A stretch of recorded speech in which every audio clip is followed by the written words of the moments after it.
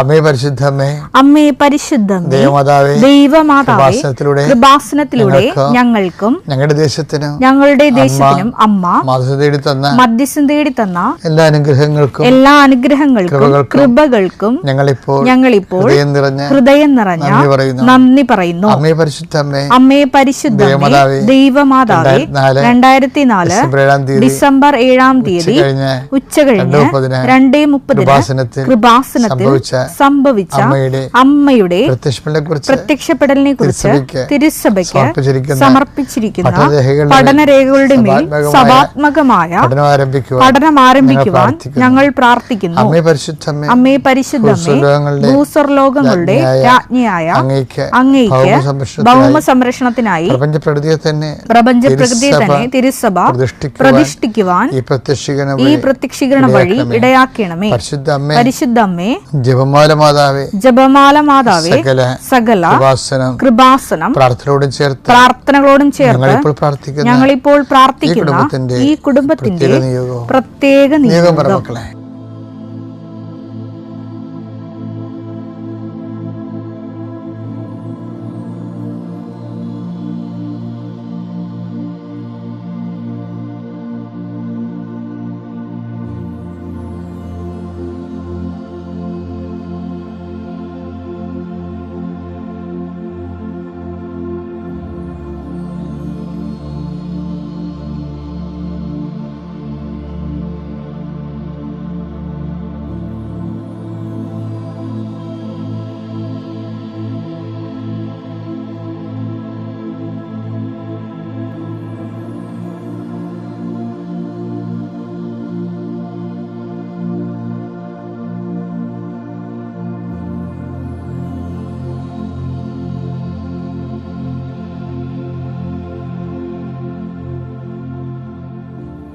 അമ്മയുടെ പ്രത്യക്ഷീകരണത്തിന്റെ ഈ അനുഗ്രഹവേളയിൽ ഞങ്ങൾക്ക് സാധിച്ചു തരുവാൻ കനിയണമേ.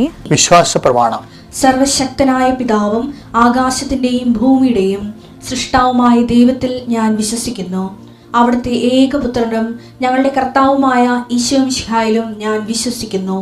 ഈ പുത്രൻ പരിശുദ്ധാത്മാവിനാൽ ഗർഭസ്ഥനായി കന്യകാമറിയത്തിൽ നിന്ന് പിറന്ന് പൊന്തിയോസ് പീലാത്തോസിന്റെ കാലത്ത് പീഡകൾ സഹിച്ച് കുരിശിൽ തറയ്ക്കപ്പെട്ട് മരിച്ച് അടക്കപ്പെട്ട് പാതാളങ്ങളിൽ ഇറങ്ങി മരിച്ചവരുടെ ഇടയിൽ നിന്ന് 3-ാം നാൾ ഉയർത്ത് സ്വർഗത്തിലേക്ക് എഴുന്നള്ളി സർവശക്തിയുള്ള പിതാവായ ദൈവത്തിന്റെ വലതുഭാഗത്തിരിക്കുന്നു. അവിടെ നിന്ന് ജീവിക്കുന്നവരെയും മരിച്ചവരെയും വിധിക്കുവാൻ വരുമെന്നും ഞാൻ വിശ്വസിക്കുന്നു. പരിശുദ്ധാത്മാവിലും ഞാൻ വിശ്വസിക്കുന്നു. വിശുദ്ധ കത്തോലിക്കാ സഭയിലും പുണ്യവാന്മാരുടെ ഐക്യത്തിലും പാപങ്ങളുടെ മോചനത്തിലും ശരീരത്തിന്റെ ഉയർപ്പിലും നിത്യമായ ജീവിതത്തിലും ഞാൻ വിശ്വസിക്കുന്നു. ആമേൻ. സ്വർഗ്ഗസ്ഥനായ ഞങ്ങളുടെ പിതാവേ, അങ്ങയുടെ നാമം പൂജിതമാകണമേ. അങ്ങയുടെ രാജ്യം വരണമേ. അങ്ങയുടെ തിരുമനസ് സ്വർഗത്തിലെ പോലെ ഭൂമിയിലും ആകണമേ. അന്നു വേണ്ടുന്ന ആഹാരം ഇന്ന് ഞങ്ങൾക്ക് തരണമേ. ഞങ്ങളോട് തെറ്റ് ചെയ്യുന്നവരോട് ഞങ്ങൾ ക്ഷമിക്കുന്നത് പോലെ ഞങ്ങളുടെ തെറ്റുകൾ ഞങ്ങളോടും ക്ഷമിക്കണമേ. ഞങ്ങളെ പ്രലോഭനത്തിൽ ഉൾപ്പെടുത്തരുതേ, തിന്മയിൽ ഞങ്ങൾ രക്ഷിക്കണമേ. ആമേൻ. നന്മ നിറഞ്ഞ മറിയമേ, സ്വസ്തി. കർത്താവ് അങ്ങയുടെ കൂടെ സ്ത്രീകളിൽ അങ്ങ് അനുഗ്രഹിക്കപ്പെട്ടവളാകുന്നു. അങ്ങയുടെ ഉദരത്തിൻ ഫലമായി ഈശോ അനുഗ്രഹിക്കപ്പെട്ടവനാകുന്നു. പരിശുദ്ധ മറിയമേ, തമ്പുരാന്റെ അമ്മേ, പാപികളായ ഞങ്ങൾക്ക് വേണ്ടി ഇപ്പോഴും ഞങ്ങളുടെ മരണസമയത്തും തമ്പുരാനോട് അപേക്ഷിക്കണമേ. ആമേൻ. കർത്താവേ, നിന്റെ ഉന്നതമായ നാമത്തിന് സ്വസ്ത്രം ചെയ്യുന്നു. കർത്താവേ, നിന്റെ വിശുദ്ധ പൗരോഹിത്യത്തെ മഹത്വപ്പെടുത്തണമേ. കർത്താവേ, സഭയിലുള്ള സാന്നിധ്യം പ്രകടമാക്കണമേ. 39 വർഷം ഞാൻ അർപ്പിച്ച കൃപാനയുടെ യോഗ്യതയാൽ കൃപാസ്ഥാനത്താറെ ജീവനോടെ പ്രത്യക്ഷപ്പെട്ട മാതാവിൻ്റെ മാധ്യസ്ഥത്താൽ ഇന്ന് മെയ് 23-ാം തീയതിയായ വെള്ളിയാഴ്ച യാത്ര ചെയ്യുന്ന എല്ലാ മക്കളെയും ഞാൻ ആശീർവദിക്കുന്നു. നിങ്ങളുടെ യാത്രയുടെ ലക്ഷ്യങ്ങൾ കർത്താവിന്റെ നാമത്തിൽ ആശീർവദിക്കപ്പെടട്ടെ. നിങ്ങളുടെ ലക്ഷ്യങ്ങളുടെ നിങ്ങളുടെ ജീവിതത്തിൻ്റെ ഭാരങ്ങളുമായി നിങ്ങൾ സഞ്ചരിക്കുമ്പോൾ കഴുത്തിടറാതെ മുന്നോട്ട് പോകാൻ കർത്താവ് നിന്നെ താങ്ങട്ടെ. അധ്വാനിക്കുന്നവനും ഭാരം വഹിക്കുന്നവനും എൻ്റെ അടുക്കൽ വരിക, ഞാൻ നിങ്ങളെ ആശ്വസിപ്പിക്കാമെന്ന് അളിച്ചത് കർത്താവിൻ്റെ വചനത്തിൽ ആ ആശ്വാസ വചനത്തിൽ പ്രത്യാശ അർപ്പിച്ചുകൊണ്ട് ദൈവവേദലെ നീ മുന്നേറുക. നിൻ്റെ ഇടത്തും വലത്തും വീട്ടിലും വഴിയിലും ജലത്തിലും കരയിലും വാഗ്ദാനപ്രകാരം നിൻ്റെ ദൈവത്തിൻ്റെ ദൂതൻ നിനക്ക് മുമ്പേയും സഞ്ചരിക്കട്ടെ. അമ്മ പരിശുദ്ധ മറിയമാതാവ് കാനായിലെ കല്യാണ കുടുംബത്തിൽ എന്നതുപോലെ നിന്റെ അവശതകളും പോരായ്മയില്ലെങ്കിലും നീ അറിയുന്ന മുമ്പ് തന്നെ അറിഞ്ഞുകൊണ്ട് നിനക്ക് വേണ്ടി മധ്യസ്ഥം വഹിക്കട്ടെ എല്ലാ മലാഖമാരും വിശുദ്ധന്മാരും രക്തസാക്ഷികൾ. നീ ചെയ്യുന്ന പ്രവൃത്തികൾ ദൈവതിരുസന്നിധിയിൽ ആദരണീയമാകുന്നതിന് വേണ്ടിയും അത് സ്വീകാര്യമാകുന്നതിന് വേണ്ടിയും കർത്താവ് എൻ്റെ പരിശുദ്ധാത്മ നയിക്കപ്പെടുകയും നീ അനുഗ്രഹിക്കപ്പെടുകയും ചെയ്യട്ടെ. നീ ആർക്ക് വേണ്ടിയാണ് വാദിക്കുന്നത്, ആർക്ക് വേണ്ടിയാണ് നീ ശുപാർശ ചെയ്യുന്നത്, അവരെ കർത്താവ് ആശീർവദിക്കട്ടെ. നിന്റെ മധ്യസ്ഥ പ്രാർത്ഥനയ്ക്ക് പകരം നിന്റെ മധ്യസ്ഥ പ്രാർത്ഥന ദൈവദിവസം വിലയുള്ളതാകുവാൻ ആവശ്യമായ ദൈവത്തിൻ്റെ സുവിശേഷ പ്രവർത്തനങ്ങൾ ദൈവസ്നേഹത്തോടെ ചെയ്തുകൊണ്ട് നിൻ്റെ സ്വർഗീയമായ ആധ്യാത്മികമായ ആസ്തി പദ്ധതികൾ ഉറപ്പിക്കുവാൻ കർത്താവ് നിന്നെ ആശീർവദിക്കട്ടെ. എൻ്റെ കർത്താവിൻ്റെ ഉന്നതമായ നാമത്തിൽ സഭയുടെ അധികാരത്തിൽ നിൻ്റെ അധ്വാന ശേഷികൾ വർദ്ധിക്കുകയും അധ്വാന ഫലങ്ങൾ അഭിവൃദ്ധി പ്രാപിക്കുകയും ചെയ്യട്ടെ. എൻ്റെ കർത്താവിൻ്റെ ഉന്നതമായ നാമത്തിൽ സഭയുടെ അധികാരത്തിൽ കുരിശിൻ്റെ അടയാളത്തിൽ നീ എന്ത് ആഗ്രഹിക്കുന്നുവോ ഈ ദൈവത്തെ മുൻനിർത്തിക്കൊണ്ട് ആഗ്രഹിക്കുന്ന സൗഖ്യങ്ങൾ, ആഗ്രഹിക്കുന്ന വിടുതലുകൾ യേശുവിൻ്റെ നാമത്തിൽ തൽക്ഷണം മാതാവിൻ്റെ മധ്യസ്ഥ പ്രാപിക്കട്ടെ. എൻ്റെ കർത്താവിനുമായ നാമത്തിൽ നീ ഇടപെടുന്ന വ്യക്തികൾ, സംസാരിക്കുന്ന വിഷയങ്ങൾ, ഇടപെടുന്ന കാര്യങ്ങളെല്ലാം കർത്താവിൻ്റെ കൃപ നിറയട്ടെ. കർത്താവെ, ഇന്നത്തെ ദിവസം സമർപ്പിച്ച് പ്രാർത്ഥിക്കുന്നു. ഇന്നത്തെ ദിവസത്തിൻ്റെ യാത്രാ വഴികൾ, യാത്രാ ലക്ഷ്യങ്ങൾ എല്ലാം അതിൻ്റെ തടസ്സങ്ങൾ യേശുവിൻ്റെ നാമത്തിൽ മാറിപ്പോകട്ടെ.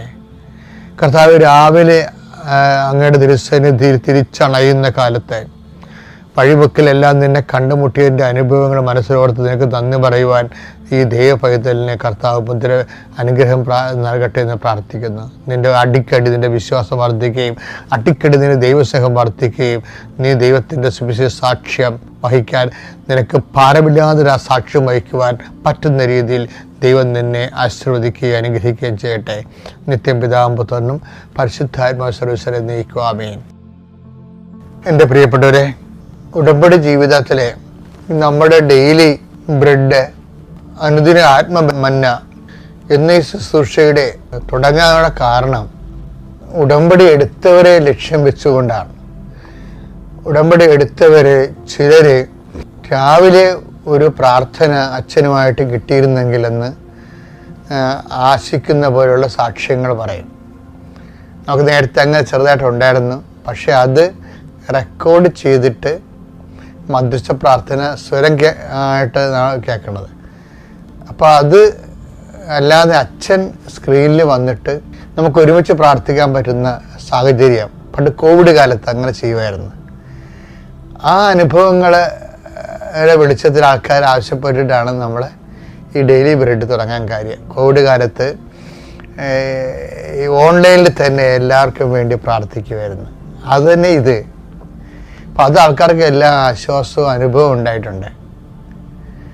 അപ്പം അതുപോലെ തന്നെ നിങ്ങൾക്ക് ഓരോ ദിവസവും, അതുകൊണ്ട് ഇതിത്തിരി ബുദ്ധിമുട്ടാണ് എനിക്ക്, എന്നാലും ഞാനത് ചെയ്യണതിൻ്റെ കാരണം സുവിശേഷം പ്രസംഗിക്കുക സാഹചര്യം അനുകൂലമാണെങ്കിലും അല്ലെങ്കിലും ഒന്നില്ലേ.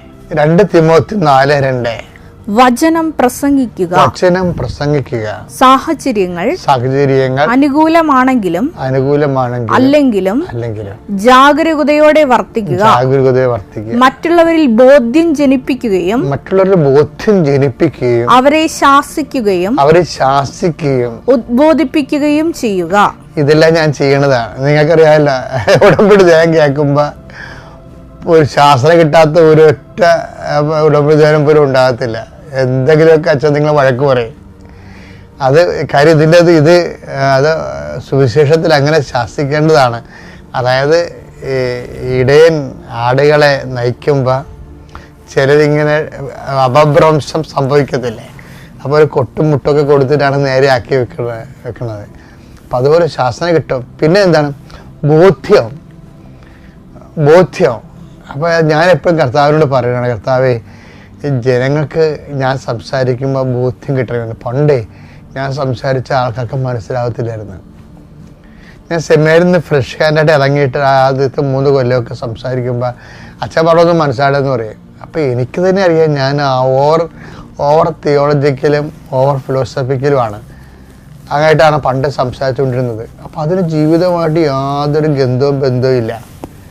അവസാനം ഞാൻ തന്നെ ചോദിച്ചു വാങ്ങിച്ചതാണ്. സിമ്പിളായിട്ടുള്ള ലളിതമായ രീതിയിൽ കർത്താവെ ജനങ്ങളോട് സംസാരിക്കാൻ ഇടയാക്കണമെന്ന്.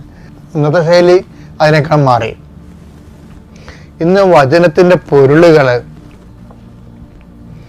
ജീവിതത്തിൻ്റെ ബന്ധിയായിട്ട് ലിങ്ക് ചെയ്ത് അവതരിപ്പിക്കാൻ കർത്താവ് ഒരു പ്രത്യേക അഭിഷേകം തന്നു. ഞാനത് കഴിഞ്ഞ ദിവസങ്ങളിൽ ഒരു ചേച്ചി ഒരു സാക്ഷിയൊക്കെ പറഞ്ഞിരുന്നു.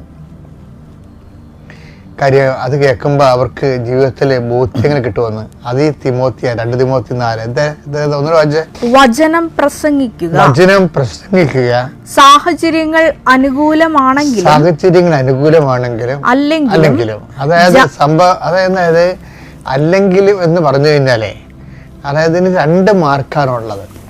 2 തരം മാർക്കുണ്ട്. ജാഗരൂകത വേണം. പക്ഷെ അതേസമയം തന്നെ സാഹചര്യം ഒക്കുമ്പോൾ മാത്രം വചനം പ്രഘോഷിക്കാനുള്ളതല്ല. പ്രാർത്ഥന അങ്ങനെയാണ്. അതൊരു അപ്പോസ്തലിക നിലപാടാണ്.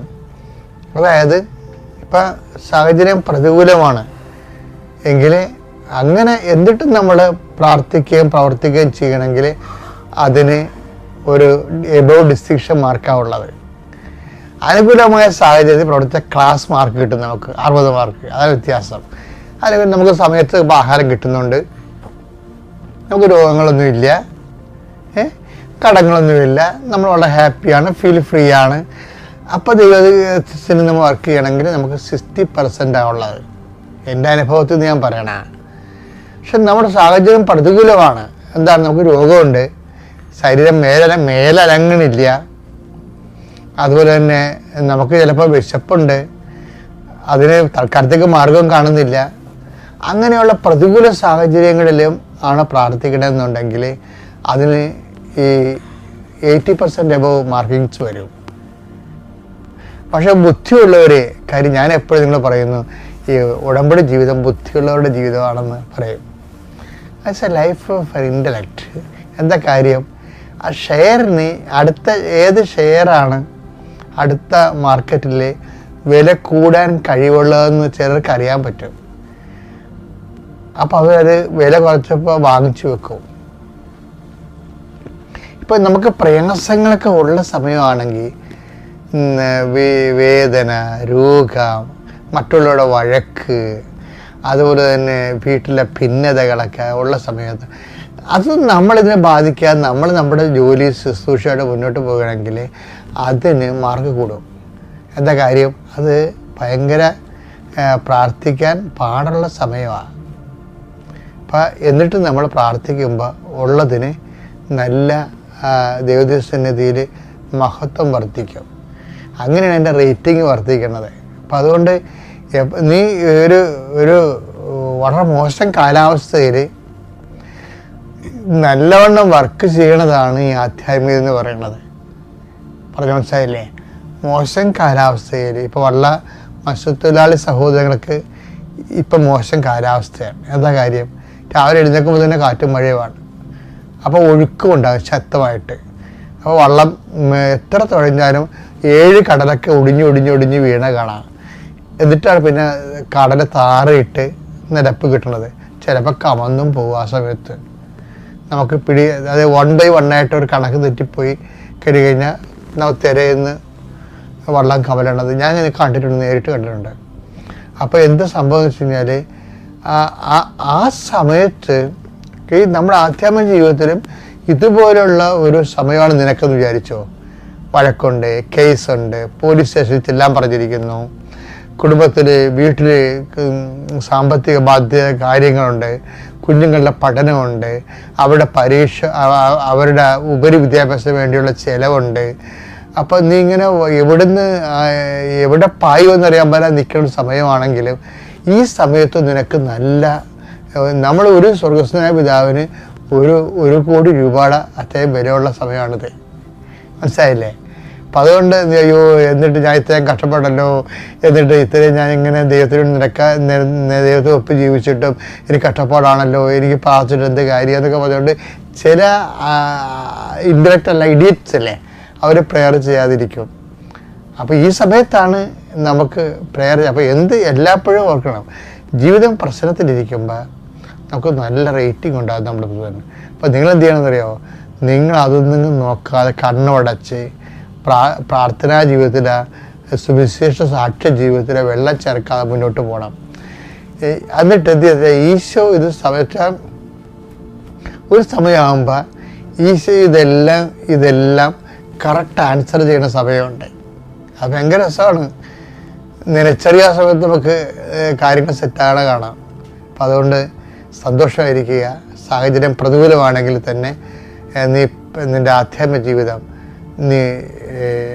ഒരു അല്പം പോലും തടസ്സമില്ല മുന്നോട്ട് കൊണ്ടുപോവുക. കർത്താവ് നിന്നെ അനുഗ്രഹിക്കട്ടെ.